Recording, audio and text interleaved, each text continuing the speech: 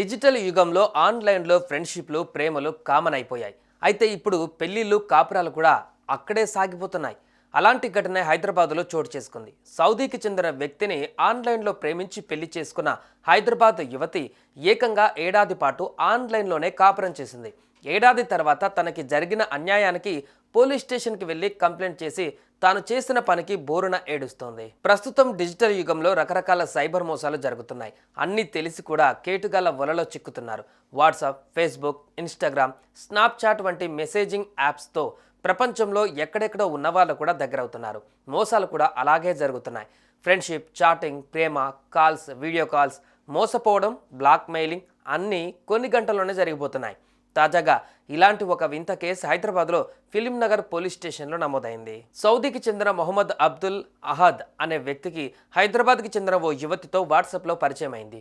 ఇంకేముంది, ప్రేమలోకి దించాడు. కొంతకాలం love track నడిచిన తర్వాత ఇద్దరు వీడియో కాల్ ద్వారా పెళ్లి చేసుకున్నారు.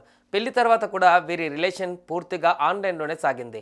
అలా ఈ జంట ఏడాది పాటు ఆన్లైన్ ద్వారా కాపురాన్ని కొనసాగించారు కూడా.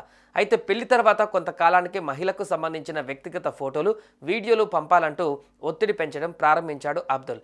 ఇంకేముందులే, పెళ్ళైపోయింది కదా అని ఆ మహిళ ఫోటోలు, వీడియోలు పంపింది. ఆ తర్వాత అబ్దుల్ అహద్ అసలు రూపం బయటపెట్టాడు. అప్పటి నుండి ఆ మహిళకు సంబంధించిన ఫోటోలు, వీడియోలు సోషల్ మీడియాలో పెడతా అంటూ బ్లాక్మెయిల్ చేయడం స్టార్ట్ చేశాడు. అయితే ఇక్కడ ఇంకో ట్విస్ట్ కూడా ఎదురైంది. ఈ మోసంలో అబ్దుల్కి అతని మొదటి భార్య కూడా సహకరించిందని మహిళ ఆరోపిస్తోంది. ఏడాది పాటు ఆన్లైన్లో కాపురం చేసిన తన భర్త గురించి తెలుసుకోవాలని ఆ మహిళ ఎంక్వైరీ మొదలుపెట్టింది. ఈ అన్వేషణలో ఆమెకి మరో షాక్ తగిలింది. అతడితో ఆమెకు జరిగింది మొదటి పెళ్లి కాదని, అప్పటికే ముగ్గురిని పెళ్లి చేసుకున్నాడని తెలిసింది. ఇంత ఘోరంగా మోసపోయానని ఆమె వెంటనే ఫిలిం నగర్ పోలీస్ స్టేషన్లో కంప్లైంట్ చేసింది. విషయం తెలుసుకున్న ఆమె మొహమ్మద్ అబ్దుల్ అహద్ అతని మొదటి భార్య పైన వివిధ సెక్షన్ల కింద ఫిలిం నగర్ పోలీసులు కేసు నమోదు చేశారు.